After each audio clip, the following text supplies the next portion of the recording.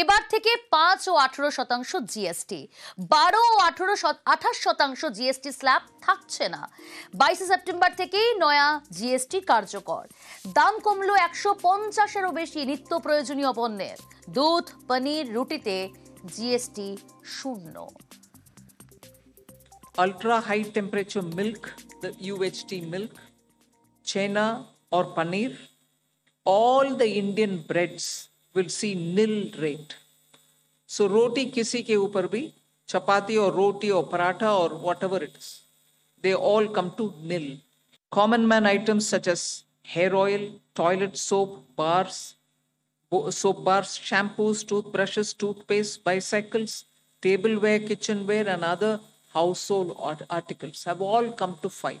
Namkeen se bhujia hai, sauces hai, pasta hai, instant noodles hai, chocolates, coffee, preserved meat, cornflakes, butter, ghee, ये सब 5% में आ रहे. Small cars, motorcycles equal to or less than 350 cc are all now coming to 18. Reduction of GST from 28 to 18 on buses, trucks, and ambulances. Uniform rate of 18% on all auto parts, irrespective of the HS code. Three-wheelers from 28 to 18 again. Reduction of cement from 28 to 18, क्योंकि घर बनाने में middle class के लिए cement इतना आवश्यक है, इसीलिए 28 it has come down to 18. দাম বাড়লো তামাকজাত দ্রব্য, বিলাসবহুল গাড়ির। পান মশলা, গুটখা, সিগারেটের উপর 40% জিএসটি, 40% জিএসটি লটারির ticket, online money gaming, caffeine জাতীয় পানীয়, এসইউভি গাড়ির। That special rate of 40% has also been proposed and it's cleared. Pan masala, cigarettes, gutka, and other tobacco products such as chewing tobacco, products like zarda, unmanufactured tobacco, and weed. All goods including aerated waters containing added sugar or other sweetening matter or flavored, caffeinated beverages, carbonated beverages or fruit drink, or carbonated beverages with fruit juice and other non-alcoholic beverages, excluding those specified at lower rates, will all be covered under 40%. Mid-size and large cars, motorcycles of engine capacity exceeding 350 cc, aircraft, for example, helicopters and aeroplanes for personal use, distinctly for personal use, yacht and other vessels for pleasure or sports, are all under 40%. এই মুহূর্তে আমরা telephone লাইনে যোগাযোগ করতে পেরেছি অর্থনীতিবিদ শৈবাল করের সঙ্গে। আপনাকে নিউজ 18 বাংলায় স্বাগত। Good morning. প্রিয়াঙ্কা কথা বলছি স্টুডিও থেকে। এই যে জিএসটি সরলীকরণের শিলমোহর, দাম কমলো নিত্য প্রয়োজনীয় প্রায় 150-রও বেশি পণ্যের, এদিকে দাম বেড়েছে তামাকজাত দ্রব্য। এই দাম বাড়লো এবং কমলো, তাতে সাধারণ মানুষের কি সুরাহা হবে? হ্যাঁ, good morning Priyanka.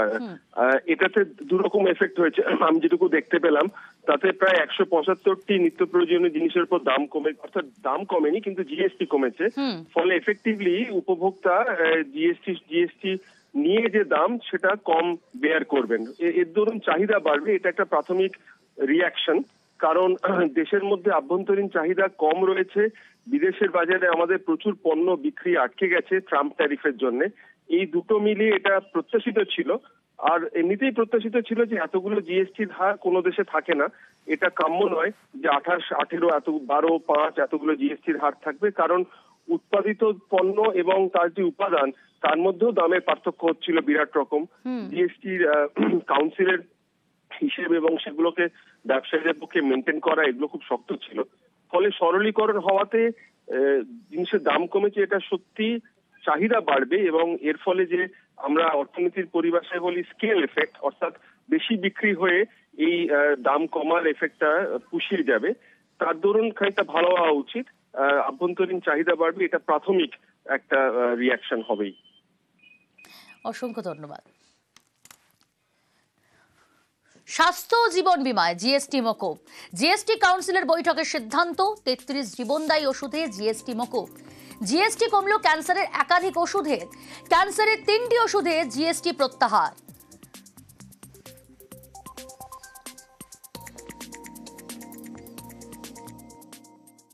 Insurance services from 18% currently, exemption of GST on all individual life insurance policies, whether term life, ULIP, or endowment policies, and reinsurance thereof, to make insurance affordable for common man and increase the insurance coverage in the country.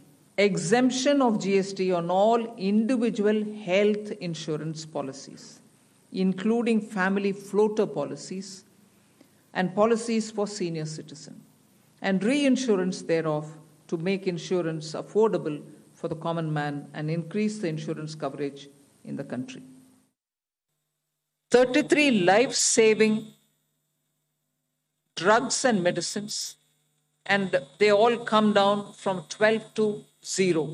From 5 to 0 and 3 life-saving drugs and medicines used for treatment of cancer, rare diseases, and other severe chronic diseases.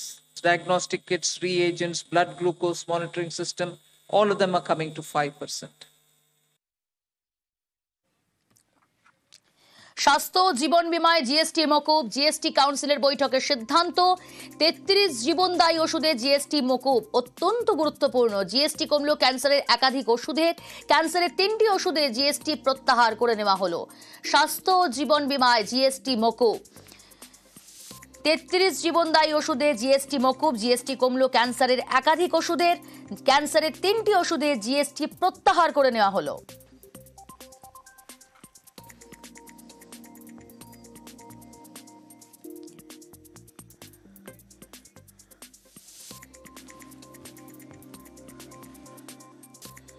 Bengal chemist and druggist অ্যাসোসিয়েশনের প্রাক্তন সভাপতি শঙ্খ রায়চৌধুরী আমাদের সঙ্গে রয়েছে। Good morning, আপনাকে news 18 বাংলায় স্বাগত।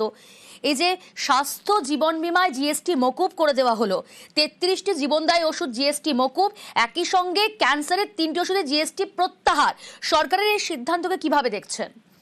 সিদ্ধান্ত দেখুন, এটা তো প্রথম কথা বলি, আমরা খুব খুশি, তবে আরো বেশি খুশি হতাম যদি সমস্ত ওষুধের উপরই যদি জিএসটিটা তুলে নেওয়া হতো, তাহলে আরো বেশি হতো, খুশি হতাম। যাই হোক, আমরা বেঙ্গল কেমিস্ট অ্যান্ড ড্রাগিস্ট অ্যাসোসিয়েশনের পক্ষ থেকে আমরা চিরকালই বলে এসেছি যে ওষুধের উপরে কেন ট্যাক্স থাকবে, কারণ tax on medicine is tax on sickness, এই স্লোগানটা আমরা চিরকালই বলে এসেছি। যাই হোক, ultimately better than late than never. Ultimately সরকার বুঝেছে, সরকার কিছুটা নেমেছে, জিএসটি কমেছে। এটা সব আমার জন্য না, সাধারণ মানুষের জন্য একটা খুব ভালো খবর, আমরা এটাকে ওয়েলকাম করছি। তবু আবার বলবো, যদি শুধু 33টা ওষুধ না, সমস্ত ওষুধের উপর যদি ট্যাক্সটা তুলে নেওয়া হয়, তাহলে আমরা ভীষণ ভীষণ ভাবে খুশি হব এবং সাধারণ মানুষও অনেক সস্তায় ওষুধ পাবেন। অসংখ্য ধন্যবাদ। এদিকে স্বাস্থ্য জীবন বীমায় জিএসটি প্রত্যাহার, গত বছর কেন্দ্রীয় অর্থমন্ত্রীকে চিঠি মুখ্যমন্ত্রীর। স্বাস্থ্য জীবন বীমায় জিএসটি প্রত্যাহারের দাবি জানান মমতা। 2024-এর 2রা আগস্ট নির্মলা সীতারামনকে চিঠি দেন মুখ্যমন্ত্রী মমতা বন্দ্যোপাধ্যায়। গত বছর 2রা আগস্ট মুখ্যমন্ত্রী মমতা বন্দ্যোপাধ্যায় অর্থমন্ত্রী নির্মলা সীতারামনকে চিঠি দিয়েছিলেন স্বাস্থ্য জীবন বীমায় জিএসটি প্রত্যাহার করার জন্য।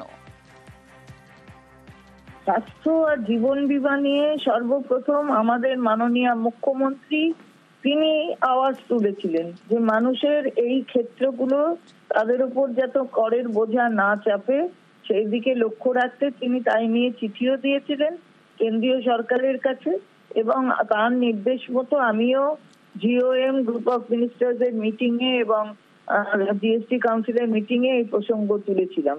তো আজকে সেটা শূন্য হয়েছে, এটার কিন্তু পুরো উদ্যোগটা আমাদের মাননীয় মুখ্যমন্ত্রী মমতা বন্দ্যোপাধ্যায়। পাল্টা কটাক্ষ করতে ছাড়েনি বিজেপি। এই জিএসটি বাতিল নিয়ে বা কমিয়ে দেওয়ার জন্য সারা ভারতবর্ষ থেকে সবাই কথা বলেছিলেন। মমতা বন্দ্যোপাধ্যায় এবং তৃণমূল দল যেভাবে এই ধরনের কথাবার্তা বলছেন, তাতে সন্দেহের উদ্রেক হয়। এই পশ্চিমবঙ্গে আমরা 5 টাকা করে বেশি তেল কিনি, মানে গাড়ির তেল, জ্বালানি, সেখানে কেন ওনারা কমাননি? আপনি আচরি ধর্ম পরের শিখাও, তা ধর্মটাকে নিজে করুন। 5 টাকা করে রেখে দিয়ে আবার ওনারা বলেছেন ওনারা জিএসটি চালাতে চাইছেন পশ্চিমবঙ্গের সরকার, এখন কি করেন আমরা দেখব। নিয়োগ দুর্নীতি মামলায় আত্মসমর্পণ করে জামিনের আবেদনের হিড়িক। প্রাক্তন মন্ত্রী, তার মেয়ে এসএসসির কর্তা, বাদ যাননি কেউই। আত্মসমর্পণ করে জামিন পেলেন বহু অভিযুক্ত।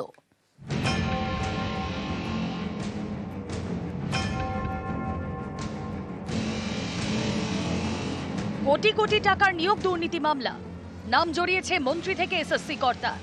এই মামলায় এবার আত্মসমর্পণ করে জামিনের আবেদনের হিড়িক। কে নেই তালিকায়? প্রাক্তন মন্ত্রী, তার মেয়ে, প্রাক্তন মন্ত্রীর ঘনিষ্ঠ থেকে এসএসসির কর্তা।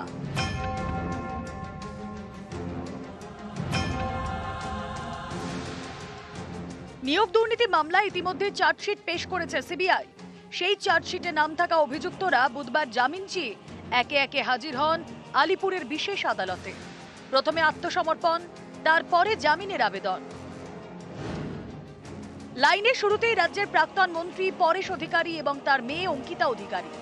একাদশ ও দ্বাদশ শ্রেণীর নিয়োগ মামলায় দুজনের বিরুদ্ধে চার্জশিট দিয়েছে সিবিআই। আত্মসমর্পণ করে জামিনের আবেদন করেন পার্থ চট্টোপাধ্যায়ের তৎকালীন ব্যক্তিগত সচিব সুকান্ত আচার্য। গ্রুপ সি মামলায় অভিযুক্ত হন তিনি। একইভাবে জামিনের আবেদন করেন এসএসসির 2 কর্তা সমরজিৎ আচার্য এবং পর্ণা বসু। নিয়োগ দুর্নীতির একাধিক মামলায় অভিযুক্ত তাঁরা।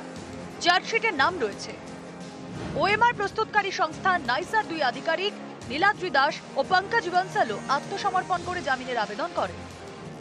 নিয়োগ দুর্নীতি মামলায় কেন্দ্রীয় তদন্তকারী সংস্থা চার্জশিট পেশের পর এদের সবাইকে ডেকে পাঠায় আদালত। চার্জশিটে নাম রয়েছে এমন 75 জনকে ডেকে পাঠানো হয়, বেশিরভাগই হাজির হন। আত্মসমর্পণ করে জামিনের আবেদন করেন। সিবিআই সেই আবেদনের বিরোধিতা করে, কিন্তু সেটা ধোপে টেকেনি। জামিন পেয়ে যান অভিযুক্তরা। এদের মধ্যে অসংখ্য এজেন্টও রয়েছেন। এদিন 2টি মামলায় জামিন পেয়েছেন পার্থ চট্টোপাধ্যায়।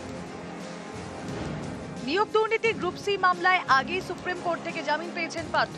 বুধবার নবম, দশম এবং একাদশ, দ্বাদশ শ্রেণীর মামলায় জামিন পান। তবে এখনই জেল মুক্তি পাচ্ছেন না পার্থ চট্টোপাধ্যায়। নিউজ 18 বাংলা। খেজুরিতে 2 বিজেপি কর্মীর মৃত্যুর ঘটনা, 2 ময়নাতদন্তে 2 ধরনের রিপোর্ট। কলকাতা হাইকোর্টে প্রশ্নের মুখে তৎকালীন অফিসার এবং খেজুরি থানার ওসি। তদন্তের অগ্রগতির রিপোর্ট পেশ করতে সিআইডিকে 5 দিনের সময়সীমা। সিবিআই তদন্তের দাবিতে এদিন কোনো রায় দেয়নি আদালত।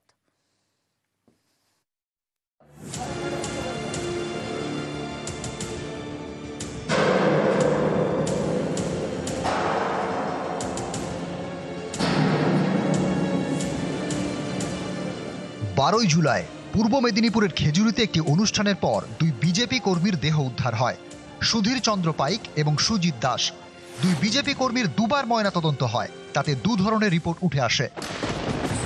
প্রথম রিপোর্টে বলা হয় বিদ্যুৎ স্পৃষ্ট হয়ে মৃত্যু হয়েছে। দ্বিতীয় ময়নাতদন্তের রিপোর্টে লেখা হয় দেহে আঘাতের চিহ্ন মিলেছে। এ নিয়ে বুধবার কলকাতা হাইকোর্টের ডিভিশন বেঞ্চে প্রশ্নের মুখে পড়লেন তৎকালীন তদন্তকারী অফিসার এবং খেজুরি থানার ওসি। বিচারপতি মন্তব্য করেন, এসএসকেএমের ময়নাতদন্তে শারীরিক আঘাতের উল্লেখ রয়েছে, অথচ পুলিশের কোনো রিপোর্টে আঘাতের কথা বলা হয়নি। এটা কি বিশ্বাসযোগ্য? এসব দেখে সাধারণ মানুষের মনে কি ধরনের প্রতিক্রিয়া হবে? আদালতের নির্দেশে বর্তমানে এই মামলার তদন্ত করছে সিআইডি। এদিন কলকাতা হাইকোর্টের বিচারপতি দেবাংশু বসাক বলেন, 5 দিনের মধ্যে তদন্তের অগ্রগতি রিপোর্ট দিতে হবে সিআইডিকে। এই মামলায় প্রথম তদন্তকারী অফিসার, প্রথম ময়নাতদন্তের চিকিৎসক এবং খেজুরি থানার ওসির মোবাইল ফোনের কল রেকর্ড আদালতে পেশ করতে হবে। আগামী সোমবারের মধ্যে রিপোর্ট পেশ করতে হবে সিআইডিকে। ডিভিশন বেঞ্চে যে রায় দিয়েছেন আমি আশ্বস্ত হয়েছি। মহামান্য আদালতের কাছে আমার বিশেষ আবেদন, আমি প্রথম থেকে যেহেতু সিবিআই তদন্ত চেয়েছিলাম, যেন সিবিআই তদন্ত হয়, এটা আমি মহামান্য আদালতের কাছে আবেদন করছি।